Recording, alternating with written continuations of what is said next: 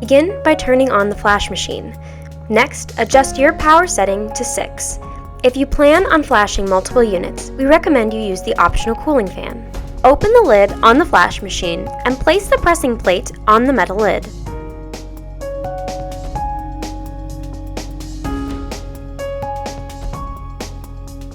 We recommend stapling your vellum to the transparency paper to keep them from shifting during production.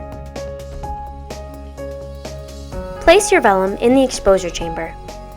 Place the foam upside down, carefully aligning it with the artwork. Close the lid on the unit, push the handle all the way forward until it locks, and press the flash start button. There will be a single flash. Disengage the handle, open the lid, and peel your flash die from the vellum.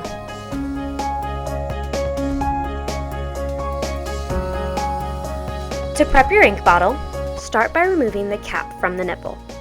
For proper ink flow, cut the nipple just above the first notch. Replace the cap on the nipple. Unscrew the cap on your ink bottle and replace it with the nipple. Your ink bottle is now ready for use. To assemble your die box, place the foam upside down and insert the ink cartridge. To ink your 275 Z-style, fill the chambers with ink, creating a heaping effect. It is important that the ink is fully absorbed before proceeding. Once the ink has fully absorbed, remove the dust cover from the mount and click your die box into place.